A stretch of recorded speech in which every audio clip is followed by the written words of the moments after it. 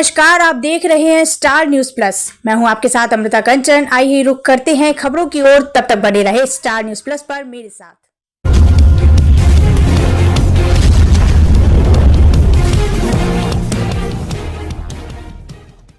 इस समय बिहार एनडीए में टकराव देखने को मिल रहा है। सियासी दल एक दूसरे पर बयानबाजी कर रहे हैं। इस बीच जेडीयू की तरफ से दावा किया गया कि बीजेपी केंद्रीय मंत्री गिरिराज सिंह को पार्टी से बाहर का रास्ता दिखाने वाले हैं। दरअसल इस समय बिहार एनडीए में केंद्रीय मंत्री गिरिराज सिंह हिंदू स्वाभिमान यात्रा निकाल रहे हैं, जिसके चलते पार्टी में घमासान मचा हुआ है। एक तरफ जहां पार्टी ने गिरिराज सिंह की यात्रा से खुद को अलग कर लिया, तो वहीं अब हिंदू स्वाभिमान यात्रा पर जेडीयू नेता खालिद अनवर ने बड़ा बयान दिया है। अनवर ने कहा, गिरिराज सिंह जैसे लोगों की विचारधारा से बिहार नहीं चल सकता। अगर आपको लगता है कि आप अपनी यात्राओं से बिहार को तोड़ सकते हैं, तो आपको पता होना चाहिए कि ये नीतीश कुमार की सरकार है जो किसी को नहीं छोड़ेगी। अगर गिरिराज सिंह समाज को तोड़ने वाला कुछ भी करते हैं, तो हमारी सरकार उनके खिलाफ कार्रवाई करेगी। बीजेपी नेतृत्व उनके खिलाफ कार्रवाई करने में सक्षम है और मुझे लगता है कि उन पर सूक्ष्म स्तर पर नजर रखी जाएगी। बीजेपी जल्द ही उन्हें पार्टी से अलग कर देगी। वहीं जेडीयू नेता के बयान पर गिरिराज सिंह ने पलटवार किया और साफ कर दिया कि जेडीयू को अल्पसंख्यक को खुश करने की नीति मुबारक हो। वो हिंदू स्वाभिमान के लिए जेल तो क्या, जान तक देने को तैयार है। ऐसे में अब कयास लगाए जा रहे हैं कि बीजेपी और जेडीयू नेताओं की इस बयानबाजी का असर बिहार में हो रहे उपचुनाव पर भी पड़ सकता है। झारखंड विधानसभा चुनाव के लिए बीजेपी ने अपनी पहली लिस्ट जारी कर दी है, जिसमें साफ देखा जा सकता है कि बीजेपी ने खुलकर परिवारवाद और भाई भतीजावाद के तहत टिकट दिया है। लिस्ट जारी होने के बाद पार्टी को नाराजगी का सामना करना पड़ा। पार्टी में बगावत के स्वर भी सामने आने लगे। इस बीच पोटका की पूर्व विधायक मेनका सरदार ने पार्टी को बड़ा झटका दिया है। टिकट कटने से नाराज विधायक मेनका सरदार ने इस्तीफा दे दिया है। दरअसल बीजेपी ने पोटका विधानसभा के लिए पूर्व केंद्रीय मंत्री अर्जुन मुंडा की पत्नी मीरा मुंडा के नाम का ऐलान कर दिया। टिकट कटने से नाराज मेनका सरदार ने बीजेपी प्रदेश अध्यक्ष बाबूलाल मरांडी को अपना इस्तीफा भेज दिया। मेनका सरदार 3 बार बीजेपी के टिकट पर चुनाव जीत चुकी हैं। टिकट कटने से नाराज नेताओं की लिस्ट काफी लंबी है। इसमें बीजेपी नेता गणेश महाली का नाम भी जुड़ गया है। महाली ने फेसबुक पर पोस्ट किया कि अगर तुझको गुरूर सत्ता का इस कदर, तो हमको भी तख्ता पलटने का हुनर आता है। अटकलें हैं कि वो झामुमो में शामिल हो सकते हैं। वहीं मांडू सीट से बीजेपी नेता कुमार महेश सिंह कांग्रेस में शामिल हो गए।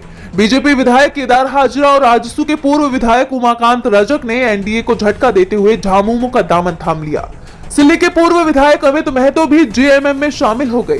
कहा जा रहा है कि बीजेपी और आजसू के और भी विधायक इंडिया गठबंधन में शामिल हो सकते हैं। इंडिया गठबंधन मजबूत होता जा रहा है, तो एनडीए बिखरता दिखाई दे रहा है। विधानसभा चुनाव के लिए अब आखिरी जंग शुरू हो गई है। एक तरफ एमपी के अंदर सीट बंटवारे पर सहमति बनने की खबर सामने आ रही है। सिर्फ 10 सीटों पर पेच फंसा हुआ है, जो किसी भी वक्त सुलझ जाएगा। पेच कांग्रेस और शिवसेना यूबीटी के बीच फंसा है। शरद पवार की तरफ से एक फॉर्मूला तैयार किए जाने की खबर आ रही है और इसके बाद एमवीए उम्मीदवारों के नामों का ऐलान कर देगा। वैसे कांग्रेस, शिवसेना यूबीटी और एनसीपी शरद गुट ने अपने उम्मीदवारों के नाम तय कर लिए हैं। जैसे ही सीट बंटवारे की डील सील होगी, कुछ ही देर में उम्मीदवार घोषित कर दिए जाएंगे। दूसरी तरफ बीजेपी ने 99 उम्मीदवार घोषित कर दिए हैं, लेकिन बीजेपी की सूची में उसका डर खुलकर सामने आ गया है। पहली लिस्ट में 75 सिटिंग विधायकों को फिर से टिकट दिया गया है। सिर्फ 3 विधायकों का टिकट कटा है, जबकि हरियाणा में पार्टी ने 30% से ज्यादा विधायकों के टिकट काट दिए थे। बीजेपी ने जिन प्रमुख लोगों को टिकट दिया है, उसमें देवेंद्र फडणवीस, चंद्रशेखर बावनकुले, राधा कृष्ण विखे पाटिल, चंद्रकांत पाटिल, आशीष शेलार का नाम शामिल है। पार्टी ने सिर्फ 3 विधायक टेकचंद सावरकर, अश्विनी जगताप और गणपत गायकवाड़ की टिकट काटी है, जो चुनाव में बीजेपी की हार के डर को दिखा रहा है। क्योंकि पार्टी को एहसास है कि अगर विधायकों के टिकट काटे गए तो बगावत हो सकती है और पहले से ही महाराष्ट्र में कमजोर स्थिति में दिख रही पार्टी के लिए ये बहुत मुश्किल स्थिति होगी, क्योंकि पहले से ही जो सर्वे रिपोर्ट सामने आ रही है उसमें बीजेपी की स्थिति बेहद कमजोर बताई जा रही है। हरियाणा में बीजेपी ने विधानसभा चुनाव तो जीत लिया, लेकिन अब पार्टी के अंदर ही घमासान मच गया है। दरअसल नई सरकार के गठन के बाद पहली नियुक्ति में रिटायर आईएएस राजेश खुल्लर को सीएम का मुख्य प्रधान सचिव बनाया गया।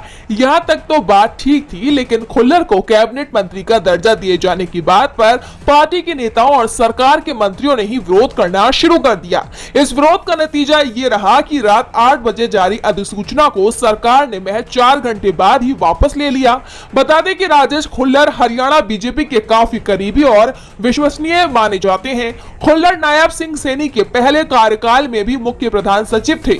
यही नहीं, इससे पहले वो मनोहर लाल खट्टर के भी प्रधान सचिव और मुख्य प्रधान सचिव रह चुके हैं। बता दें कि यह आदेश तब जारी किया गया जब सीएम सैनी दिल्ली में थे। पार्टी नेताओं सहित 3 कैबिनेट मंत्रियों ने इस फैसले पर विरोध दर्ज कराया है।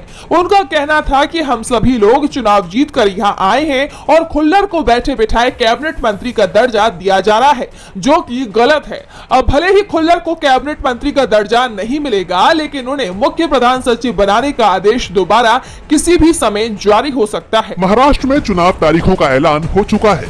इस बीच चुनाव आयोग ने उद्धव ठाकरे की शिवसेना को नया चुनाव चिन्ह अलॉट किया है। अब उद्धव की शिवसेना इसी चिन्ह के साथ विधानसभा चुनाव लड़ेगी।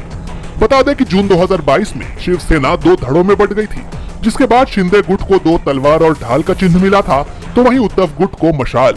लेकिन अब इसी मशाल के सिंबल को थोड़ा संशोधित करके पार्टी को सौंपा गया है। दरअसल दूसरे दल इस बात को लेकर कटाक्ष करते थे कि उद्धव का पार्टी चिन्ह मशाल से ज्यादा आइसक्रीम के कोन की तरह लगता है, लेकिन अब इस नए चुनाव चिन्ह में मशाल की टॉर्च साफ दिखाई दे रही है। तो वहीं ये चिन्ह पूरी तरह से ब्लैक एंड व्हाइट है, यानी इसमें किसी तरह के रंग का इस्तेमाल नहीं किया गया है। बता दें कि राज्य में 20 नवंबर को वोटिंग होनी है, जहां महायुति गठबंधन फिलहाल सत्ता बरकरार रखने की कोशिश में लगा हुआ है, तो वहीं दोबारा सत्ता पाने के लिए महाविकास अघाड़ी भी जोर आजमाइश में लगी हुई है। हालांकि इस बार के लोकसभा चुनाव में महाविकास अघाड़ी ने राज्य में बढ़त बना ली है। अब देखना होगा कि इस बार महाराष्ट्र की सत्ता किसके हाथों में जाती है। कोलकाता में डॉक्टरों का प्रदर्शन थमने का नाम ही नहीं ले रहा है। आरजीकर मेडिकल कॉलेज में ट्रेनी डॉक्टर के साथ हुई बर्बरता के विरोध में जूनियर डॉक्टर लगातार हड़ताल कर रहे हैं। जूनियर डॉक्टर्स लगातार पीड़िता के लिए न्याय और मेडिकल सुविधाओं में सुधार की मांग कर रहे हैं। इस बीच प्रदर्शन कर रहे डॉक्टरों से बंगाल की मुख्यमंत्री ममता बनर्जी ने अनशन खत्म करने की अपील की है। ममता ने कहा कि डॉक्टरों की अधिकतर मांगे पूरी कर दी गई हैं, लेकिन स्वास्थ्य सचिव को हटाने की मांग को स्वीकार नहीं किया जा सकता। सीएम ममता ने कहा कि हर किसी को विरोध का अधिकार है, लेकिन इससे स्वास्थ्य सेवाएं प्रभावित नहीं होनी चाहिए। किसी विभाग में हर किसी को एक साथ हटाना संभव नहीं है। हमने पहले ही DHS और DME को हटा दिया है, इसलिए राजनीति से ऊपर उठकर काम पर लौटे। सीएम ममता ने कहा कि उनकी मांगों पर चर्चा करने के लिए वो सोमवार को उनसे मुलाकात करेंगी। 16 दिनों से अनशन पर बैठे डॉक्टरों में से अब तक 6 डॉक्टरों को खराब स्वास्थ्य के चलते अस्पताल में भर्ती कराया गया है, जबकि 8 अन्य अनशन पर हैं। डॉक्टरों की मांग है कि राज्य सरकार 21 अक्टूबर तक समस्या को सुलझाने के लिए ठोस कदम उठाए।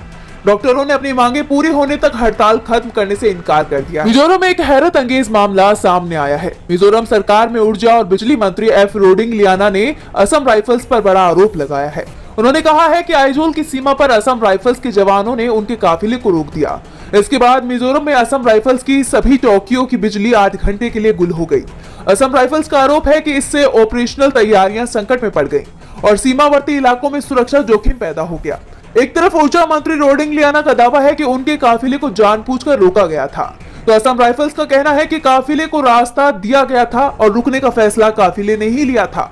असम राइफल प्रवक्ता ने सोशल मीडिया पर वायरल हुए कुछ वीडियो का हवाला देते हुए कहा कि इस दौरान मंत्री के लोक सचिव वाहन से बाहर निकले और ड्यूटी पर मौजूद असम राइफल्स के जवानों के लिए अपशब्द कहे। लोक सचिव ने सैनिकों से जबरन बॉडी कैमरे भी छीन लिए, जबकि काफिले के दूसरे सदस्यों का व्यवहार भी देश विरोधी दिखाई दिया।